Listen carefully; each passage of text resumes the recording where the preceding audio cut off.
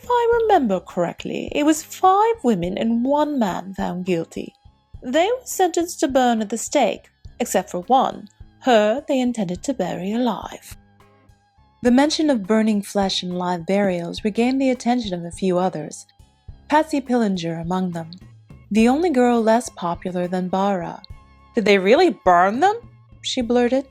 Patsy hadn't raised her hand. Chestermere narrowed his eyes before answering her. "There's no record of anyone actually having been burnt or buried. Rumor is some remains were sunk in a lake just north of Windfall, a lake which has since dried up.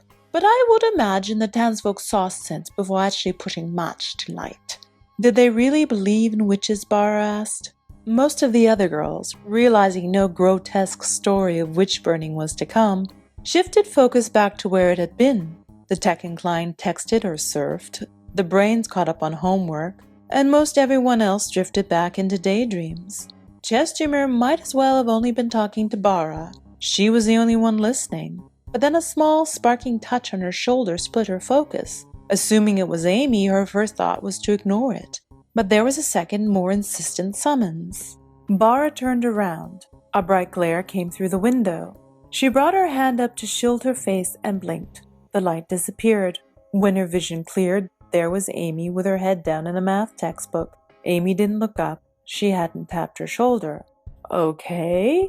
Maybe someone had thrown a wad of paper. It wouldn't be the first time. The Pops often used Bara as target practice, but both Louise and Cassandra had their heads down.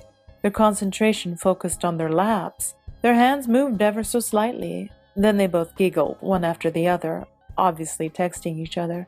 Bara continued to look around. No one met her eye, and no one seemed to be purposely avoiding it. But there was no way she'd imagined the touch. Chestermere's sharp voice interrupted her thoughts. "Really, Miss Kavanagh? You asked the question. It's only common courtesy that you await the answer before turning your attention elsewhere."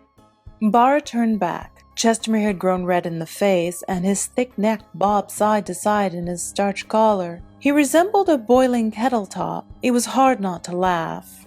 "I'm sorry," she said, stifling her giggles. "I was distracted. I thought someone tapped me on the shoulder." "That could have only been Miss Frank." Amy raised her head. "Well, Miss Frank, did you tap Miss Kavanagh on the shoulder?" Amy looked blankly. Chestermere's voice rose in volume. "Of course you didn't." Somebody quipped. Barbie was offering her Malibu mansion. No, someone else, no doubt a Pop, chimed in. "Her dad lives with Barbie now." Ouch. Bara's parents were freshly divorced and her father newly married to a much younger and blonder woman. Bara was far from okay with it. There were unkind snickers all around. Chestermere held up his hand to signal for silence. "No, Miss Frank, your interest was elsewhere, as was Miss Kavanagh's." He looked pointedly at Bara and asked, "Would you like me to finish?" She nodded. Chestermere scanned the classroom. Those who happened to be looking up nudged those who weren't. Electronic devices were put away, browsers closed. All eyes faced forward.